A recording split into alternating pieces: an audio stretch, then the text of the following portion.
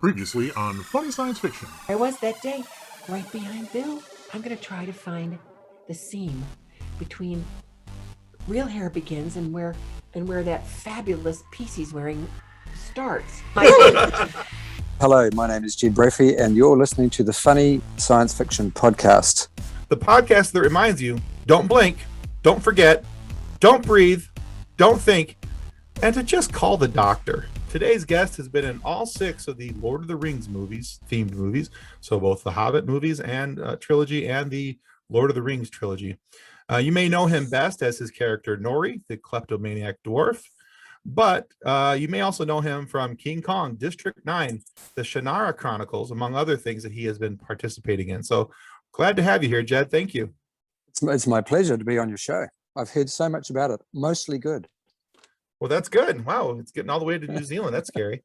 Okay. Yeah. We mentioned some of the things in that little introduction. We mentioned some of the things that you've been a part of. Now, a couple of these universes that you've been part of, the Lord of the Rings universe, the King Kong storyline, are pretty big storylines, and you know they have a lot of lore around them and a lot of history and large fan bases. Perhaps you could share with us what it was like for you to step into such a high-profile movie roles with an extremely popular and varied universes. Well, I grew up on a sheep farm in this country, and I read a lot of books, Lord of the Rings and The Hobbit being 2 of them. And I'd seen an early version of King Kong, obviously, at the movies myself. I'm just lucky that I grew up in the country that Peter Jackson decided to make films, and that I'd done movies with him early on in his career. So, you know, he already knew me. There's a lot of fortune in our industry in terms of being Johnny on the spot. And I just, you know, I feel very lucky that I was here when he made both those projects and that I'd worked with him previously. But yeah, it was. I know that for all of us working on Lord of the Rings, it was a bit daunting, knowing how big the fan base was and how vociferous they were in terms of their opinions and their readership, and wanting to get it right. And we're pretty pleased with the outcome. I was, so. Yeah, definitely. They are my top favorite movies. Yeah, I remember when the extended versions came out, and the originals were already kind of long, and then the extended versions came out. My wife was like, "You're going to watch those?" I'm like, "You bet your sweet bottom dollar I am." I couldn't watch them fast enough. I will sit here even though my butt is numb, and I will continue watching them. Exactly. So, as you've mentioned, there's almost always a difference between the books and the film. How did you feel about the changing of the last movie of The Hobbit, kind of shifting away from Tolkien's original vision? Yeah, I have to be careful what I say because I'm very proud of the work that we did, but it did feel like the dwarves busted out of, Erebor, and then most of us kind of took a seat and had a cup of tea while Thorin and Philly and Killy and Dwalin and Balin did all the fighting. But we sort of just ran out of time, I think. I think Pete always imagined that we might come back and like with Lord of the Rings, maybe be able to pick up some of that stuff. But we're trying to cram too much in there at the end. Maybe that is. I'm not really sure of why that was. But yeah, I'm a purist like a lot of people. I would have preferred myself if it had kind of just been 13 dwarves and a wizard and a hobbit bumbling their way through Middle Earth trying to get to a place, and then having a bit of a fight at the end of it. But it became a whole other thing. Yeah. No, that's okay. I think it's one thing to be a fan. It's another thing to be a part of that universe, and I think that allows you to have opinions on both sides. You know, you're in a unique position that most fans don't get to be part of. You get to have an opinion as a working actor who was part of it, and then you get to have an opinion as a fan expressing their fans' viewpoint. So I think that's a really cool place to be. Yeah, it's all very well to have an opinion, but it's just my opinion. Sure. You know, I've loved everything that's in the books, and for me, one of the things about the original 3 films, Lord of the Rings, was no scarring of the Shire. I found that very difficult to get my head around not having, but you just can't. You know, as they say, if Peter has his own version, it will be 85.5 days long. you can't have everything. Right? Yeah. Yeah. Not that there's anything wrong with that. We should have a version that is 85.5 days long to watch. That would be great. And those of us that love the films, we would happily do it. I would do But it. for studios, they can't envisage the fan base really wanting that, I guess. Yeah. Well, I have to remember too, each of those books were so big, and trying to get all those conversations and all the parts that were crucial to the storylines into the movies. And like you said, there was a lot to cram in there. And so I think he did a wonderful job with what he was trying to accomplish and what he was trying to add and deliver to the fan base. So I think that's amazing. And from some extent, Tolkien overwrote everything. I mean, he put excruciating amounts of details into things, and you can't add all of that detail. And I mean, even when they pulled from the Silmarillion, it's impossible to get all of his details. He wrote an entire language. He created an entire world. Things are going to have to give. Yeah, it wasn't just that he wouldn't tell you that something was blue. He would tell you what shade of blue, what angle the sun was at when he found out it was blue. All these different things. So there was a lot to pull from. It was. It does amazing things for your imagination, that kind of writing. It means that when you've got a picture in your head, you're really creating a very vivid landscape. What I think that Peter did really well was he and Andrew Lesnie, the cinematographer especially, was put those colours and that look on the screen in a way that actually satisfied the majority of people.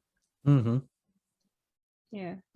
Yeah. So you've said that obviously you worked with Peter Jackson a lot on the 6 Hobbit or 6 Lord of the Rings and Hobbit movies, and at least 7 movies with Peter Jackson. Yeah. If King not Kong, more. I mean, at least. I'm sure there's more. Yeah. But Peter, like you've talked about, is known for his vision and expressing that visually in films. So what is it like to work with him on set? And do you have a favorite memory of him that you could share with us? Yeah, I have a few favorite memories, really. I think the first film I did for him was a zombie movie called Brain Dead, and just watching his inventiveness, coming up with ways of shooting stuff practically, because there wasn't any computer generated effects in New Zealand at that time. And if they were, they certainly went up to the standard where you want to have it on screen in a big film. So watching his inventiveness and his creativity and his organic nature of directing, where he sees something and then is able to tweak it to ramp it up to something that actually starts to really hum. That hadn't really changed between doing that film back in 1991, 92 and working on Lord of the Rings in 2000, 2001, 1999 onwards.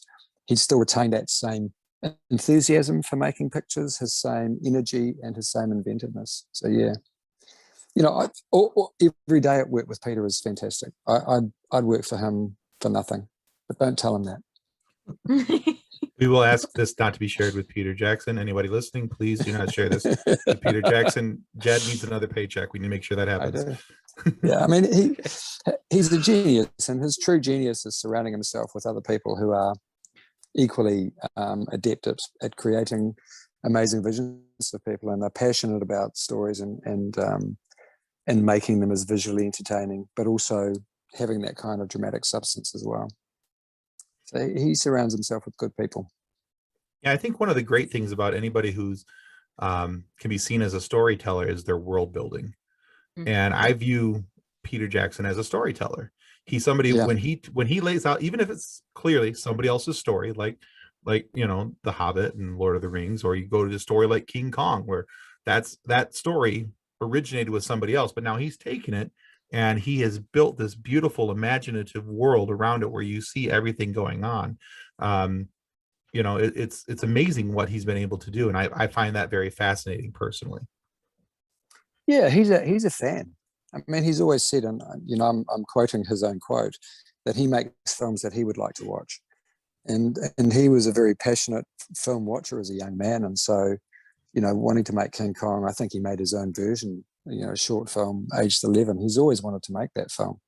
He's been living with that story since he was a young man, and it's the same for me. I grew up seeing Western landscapes and in fantasy landscapes on the farm. That was my kind of, I was riding around on a horse pretending that I was all of those fabulous, famous people from legend.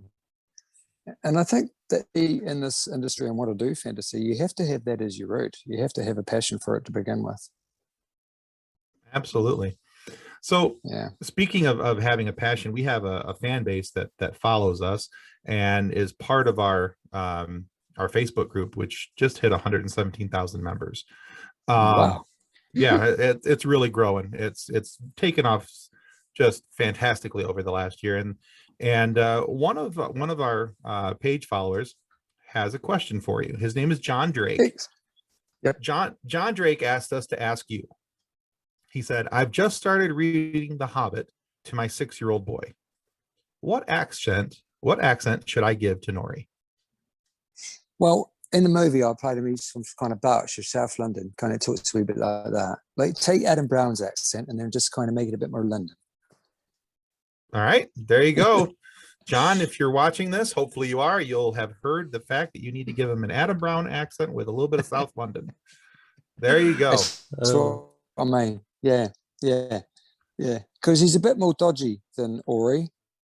You froze up at he's a bit more dodgy than Ori. That's right. That's all I was saying. Yeah, we're good. We're done there. Yeah. So it is. All right. It's kind of a universal fact that when you're filming a movie and you're on set or on location for days, weeks, long hours, that funny things happen that you don't get to see in the movie. And I mean, I know that there are backstories of things that happened with Viggo Mortensen during Lord of the Rings, whether it was him and Orlando Bloom not being able to keep up speed correctly or when Viggo broke his toe. But what was one of your favorite or your funniest memories of working with the cast and crew of either The Hobbit or of Lord of the Rings? Oh, look, we probably on The Hobbit, I would say we had Martin Freeman, who was like a walking prankster. He kept us entertained, and he wasn't the only one. We were lucky enough to have the fabulous comedian Billy Connolly there, who would regale us with stories at lunchtime. And I do remember one day with Martin, Billy Connolly, and Stephen Fry all sitting around the table telling jokes. We just didn't want to go back to work. We didn't care about The Hobbit anymore. We just wanted to sit around the table hearing those three make us laugh. Oh my goodness. Martin was an exceptionally good table tennis player, and Mark Hadler and I would play him, and various stunties would play him. And Martin always seemed like he wasn't a great player, but actually it turned out that he could have represented his country. He was that good. So he was a bit of a table tennis shark and would lose outrageously. And then just before the take, before they wanted him on set, he would just thrash everyone. In terms of things that happened to me, I had a 7.5-hour makeup as Shaku, and one of the makeup artists, which I've since found out who it was, but I won't name him here. His name is Dan something. He wrote "I love Viggo" on my butt cheeks, and then took a photo and gave Viggo that photo. So legend has it. Because we all loved working with Viggo so much. We would come in and say, "Oh, Viggo's so cool. Viggo's amazing, and we love Viggo." And I think that people got sick of hearing it. So it's the only time I ever went to sleep was that day. Never would I ever do that.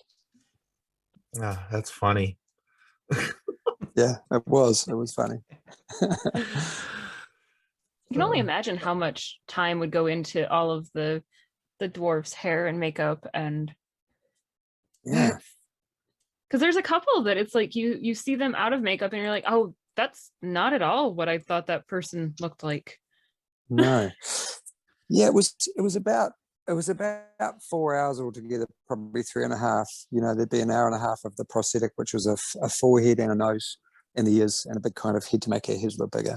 But then there was probably about an hour and a half of wiggage and beardage, mostly yak hair. I think there's a yak somewhere in Eastern Mongolia who's not that happy that he's in the movie industry. But a little worked cold for us. He is a little cold, yeah. They tell me I'm in The Hobbit, but I So speaking of makeup and prosthetics and all that stuff, so clearly Lord of the Rings, The Hobbit, even the Shannara Chronicles, you appear in heavy makeup, full costume, all that kind of stuff. Clearly, to be able to play these roles, but Yeah. some actors have difficulty with doing that. Whether it's they break out, there's skin issues, other things along those lines. But you seem to, I'm going to assume that you enjoy playing those types of roles for getting into the deep dive of the characters, or is it just, hey, this is the job and this is what I'm going to do? It started out as that. I when they said they were casting Lord of the Rings, I imagined myself as Aragorn or Faramir or someone fabulous like that. But I'd already done prosthetics in both Brain Dead and Heavenly Creatures, and I know that Weta Workshop, Richard Taylor especially, and Peter, were looking for people that could come through the prosthetic and actually create a character that was three-dimensional and interesting. And so there was a couple of go-to people, myself and Stephen Ure, who'd done it before. And it is hard to say to people, no, I don't want to do prosthetics anymore, because it is a challenge and I do enjoy it. But you have to tell people that you're in it. People don't recognize you in the street. And I think that's the key. I quite like my anonymity.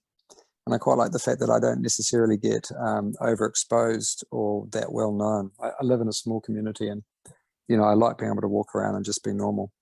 And it is a challenge. I did the 5-hour makeup. It's not great. Getting up at 2 a.m. isn't the most fun. But to be able to bring something that is that heavily made up and have that kind of subtlety that you can bring to it, it is a real challenge. And I'm up for the challenge. I do a lot of acting where I'm not in prosthetics as well. But those are the big ones, those are the ones that people know. Right. Yeah. So you played quite a few characters in the Lord of the Rings, from a Rohirrim writer. Rohirrim. You played one of the elves, Snaga, Sharku, and an inspection orc, and one of the Nazgul. And then in The Hobbit, you played Nori. So which one was your favorite to play, or which? It's tricky, eh? I love them all. I think probably Nori, because I got to be part of the company.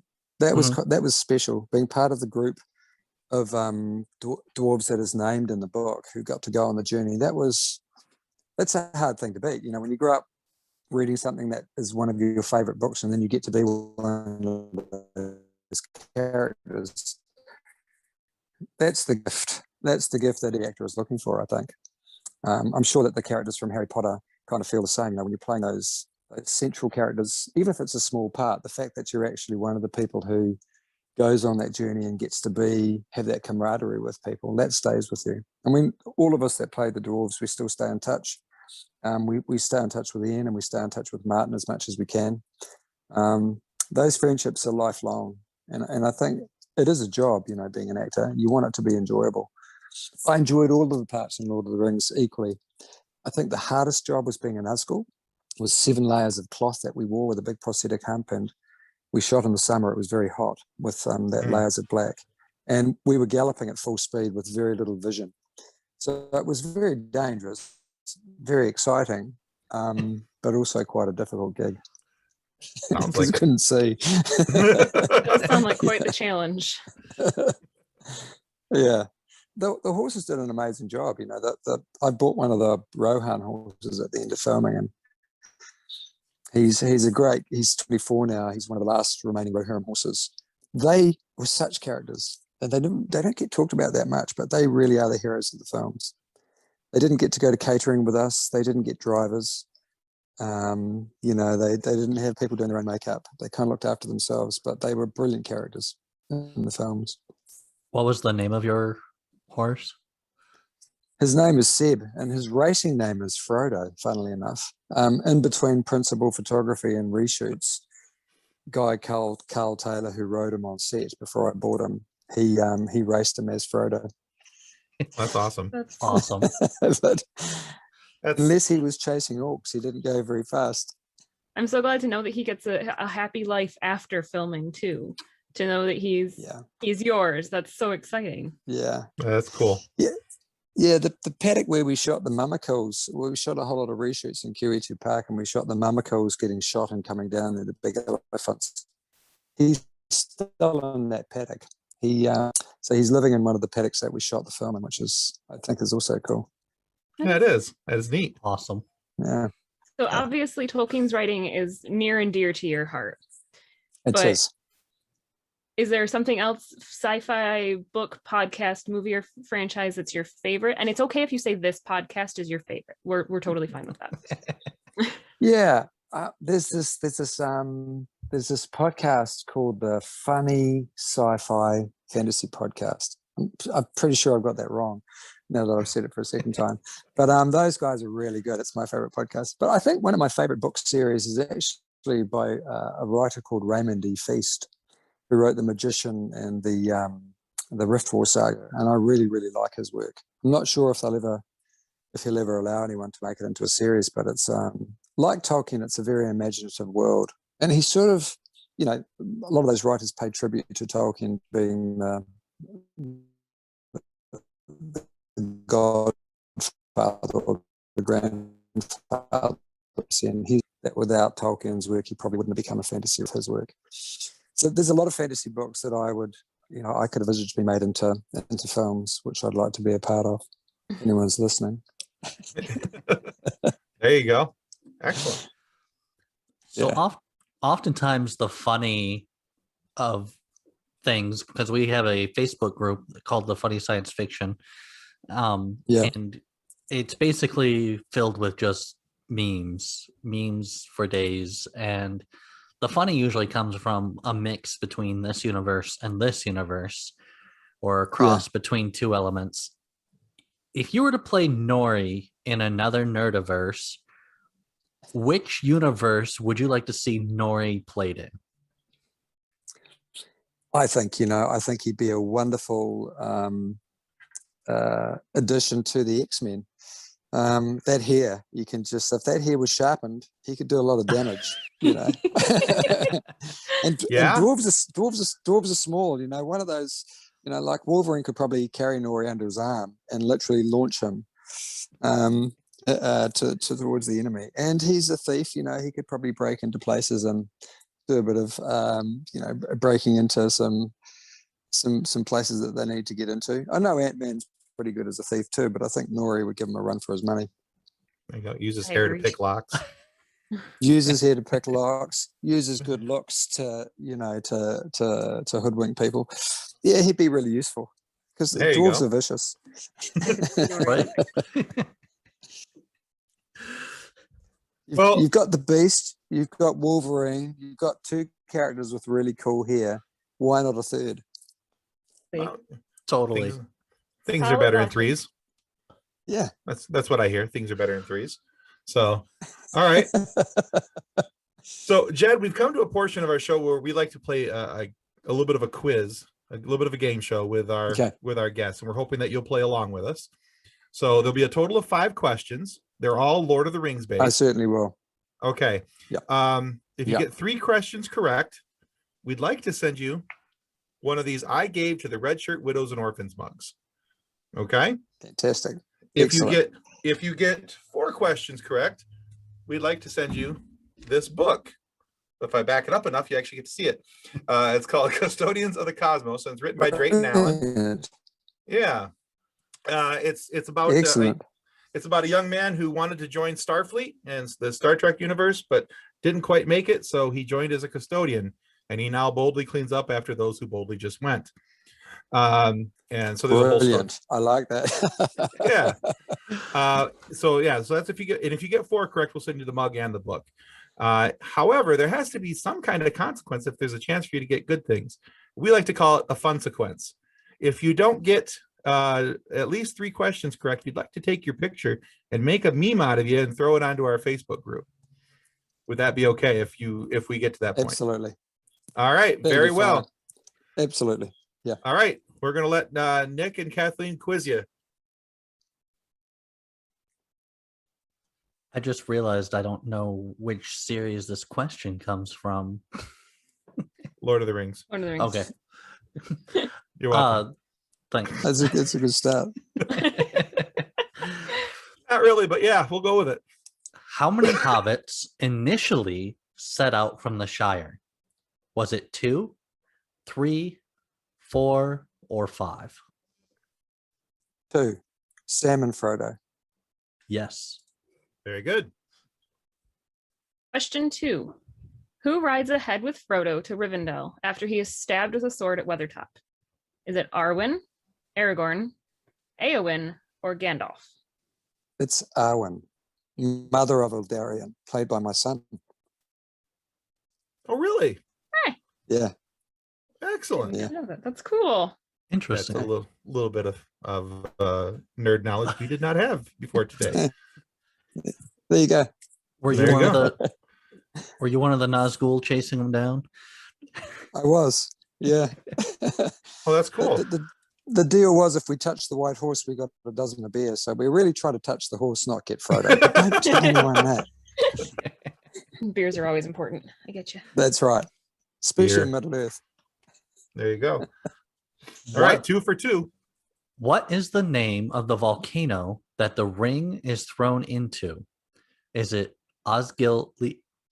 Osgiliath. You want to just do this one, Ken? You might just have to do the answers for him. Osgiliath, Cirith Ungol, Minas Tirith, or Barad-dûr? Say the second one again. Cirith Ungol, Minas Tirith, Osgiliath, or Barad-dûr? I'd have to say Barad-dûr, although I think it had a different name, didn't it? It is Barad-dûr. Yeah. So I think I think it's only referenced as Barad-dûr a couple times. It's just because they always just say that they're taking it to Mordor. So That's right. Yeah, there you go. So good on you for getting it. That's 3 for 3. Woo! You get yourself a mug, sir. Yay! Question 4. What race did the Nazgul used to be? Hobbits, Me. dwarves, elves, or men? They used to be men. They were the kings. Some of them the Numenorean kings, in fact. So yeah, they were the kings of men, and then they were subverted by the rings that they were given, made by Celebrimbor, and controlled by the One Ring that the Maya turned evil person Sauron. There you go. Had. Well, you're 4 for 4, so that means we send you both of these. There we go. Fantastic. The Lord of the Rings nerdery is strong with him. I love it. All right, so this one, so the 5th question is just like, as we like to call it, just for funsies. Go ahead, Nick. How many Nazgul are there? 7, 8, 10, or 9? There are 9. Although in the film there were 14 of us playing 9, but yeah, there were 9. Yeah. They called the 9 in the film, actually. Yes, they are. The Nazgul, the Black Riders, the 9. Yeah, I actually played one of the Nazgul on a Fell Beast as well, when the Fell Beast is looking for Frodo, Sam, and Gollum going through the dead marshes. The first time you see the big Fell Beast with the Nazgul on, that's actually me. Ooh. Yeah. Oh, that's awesome. cool. Yeah, I More ride nerd flying. More nerd knowledge we did not have before snakes today. too. I like Yeah, this. nerd knowledge. We like nerd knowledge. Yeah. It's My fun. mother-in-law cannot watch the fell beasts. They scare her so much. She looks away every time. Like she hears the shriek even, and she's like, "No, I'm done." All right, There's a bit sir. of nerd knowledge. Yeah, go for You it. might not have known is that the shrieking voices are all done by Fran Walsh. Really? Yeah. Yeah, the Nazgul were voiced by her. I did not. That's cool. That is Yeah. cool. Yeah. You're 3 for 3 on the nerd knowledge here today, Jed. This is much appreciated. I was really hoping you were You're a big welcome. fan. And you went 5 for 5 on the questions, 3 for 3 on the nerd knowledge. You're racking them up over here today, sir. I'm knocking it out of the park. Yes, you are. Yes, you are. Well, Jed, thank you so much for being on the show today. Where can people go to find out more about all your previous acting work and what you're working on now? I don't really. I guess I when I'm working on something, I post on Twitter at Brophy Jed, and I've got an Instagram account, Jed Brophy. IMDb, you can always look up then and see what work I've done and what work's coming up. But yeah, I must get on to, I have a website, but I haven't really done anything with it, but I must get onto that. I'm just a bit slack, as most Kiwis are, at promoting ourselves. But certainly I'm actually flying away today to shoot a trailer for a film. It's made by the same director as a movie called Blue Moon that I did with Mark Hadlow in 2018, which you can get on Vimeo on demand, iTunes or Amazon Prime. Blue Moon it is. And it's a little film that we made back in 2018 after we'd worked on The Hobbit together. We decided we'd like to do a movie, and a guy called Steph Harris, who's a writer, wrote a great script, which we did. So it's a little two-hander that you can have a look at. And then today I go down to start work on the follow-up to that. Nice. It's called Swan Song. Yeah. Okay. We shoot that in November. But Awesome. we're going down this weekend to shoot a little trailer for it. Nice. It's really cool. Yeah. We're gonna make sure that we have all of those, your Twitter, your Instagram, everything linked in our description so that people can find you and find all of the other things that you've done so they can enjoy the work that you've put into all of these wonderful pieces. Thank you very much. No, absolutely. And so we just want to remind everybody who's watching that subscribing is the single most important thing you can do to help us get more amazing guests like Jed Brophy here today, who is clearly distributing the greatest nerd knowledge of all time, and give you funny moments to listen to. So please subscribe. It's going to help more than you're ever going to know. And go check out Jed's work, not just on The Hobbit and Lord of the Rings, which, you know, clearly we don't care if you do, because that's really good stuff. And we're thrilled that he was able to do that and share some of that nerd knowledge with us today. But go check out Blue Moon and some of the other stuff that he's got coming up as well. And then also we wanted to remind you that if you're not happy with the content of our videos, all you have to do is submit in single form, of course, to Gandalf the Grey or white, because really it depends on when you're submitting, before or after Labor Day. You know, there's that whole don't wear white thing. Either way, Gandalf will force the object of your complaint to fly on the firework dragons made for the Hobbit Festival. It'll be fun for somebody. Thanks again, Jed. You're welcome. Bye, everyone, You're and welcome. thanks for watching. Thank you very much, guys. Our show is brought to you by our charity sponsor, the Red Shirt Widows and Orphans Fund, which supports the Wish Upon a Teen Foundation that helps out sick kids when they need it most. And just imagine the comfort you'll give Red Shirt crewman number 23.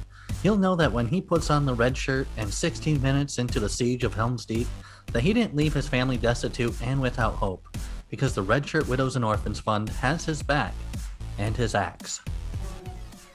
On behalf of the rest of the hosts of Funny Science Fiction, we'd like to thank you for listening to this episode. If you'd like to be a guest on one of our future episodes, please contact us by means of our Facebook group, Funny Science Fiction.